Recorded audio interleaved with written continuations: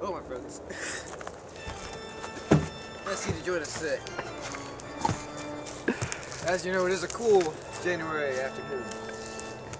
And the way I like to stay warm is to find a piece of flannel. Flannel. There have been many myths and legends over the centuries of where it came from. Some people say it is made of wool. Or just a regular sheep. Some say it was a black sheep. Some say it was a pure sheep, but I say it was a sheep of golden skin. Which, of course, you can only find them in the heavens. Now, flannel is very thick material, very manly. Al Borland has been known to wear flannel from time to time. Now, where can you find this Al Borland? Al Borland has been known to make appearances in people's sleep, usually on the on the night before Christmas. Of course. He usually says he's the ghost of Christmas funeral. Now, is it true that King Solomon was blessed in flannel? Yes, there are stories that King Solomon's shoes on the inside were lined with flannel during his baptism. Now, King Solomon. What happened? Now, King Solomon was born around where they say the Garden of Eden was, which was in Asia. No doubt about that. But, nevertheless, so King Solomon did wear the flannel of the gods, made from pure sheepskin, golden fur. I see, but how is flannel made? Nobody really knows for certain. Many people have found ancient burial sites of the blessed flannel, which is why it is so expensive to buy and so rare to find. One more question? Yeah. Well, actually, I have a couple more. Huh? I have a couple more, actually. What kind of different colors can we find on this flannel material? Well, flannel isn't exactly a design. In fact, it is a material. But most usually it is taken in the form of plaid. Now, you can get it in a variety of colors. It doesn't have to be just one color at a time. For example, this is blue and black flannel. It has been known to appear in red and green flannel.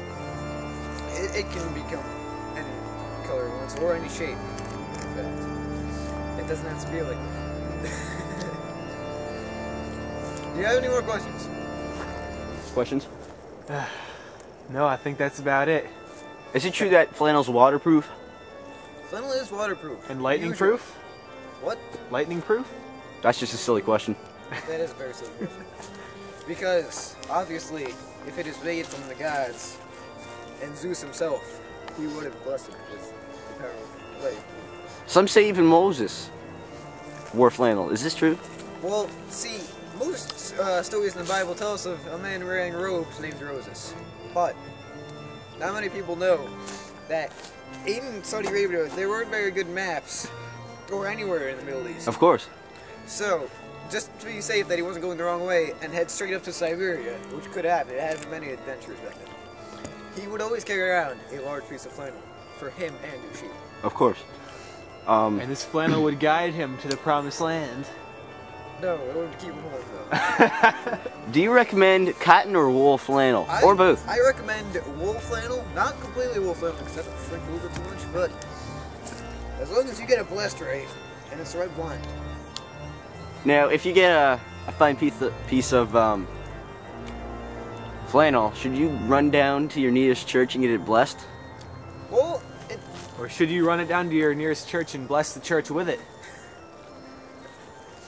well, most churches aren't prepared for flannel blessings, so I wouldn't recommend going to any average church. But if you do see a sanctuary or shrine in the woods, that is a very good idea, because usually they are prepared for a flannel blessing. Now, never get your flannel blessed if they don't have pins available.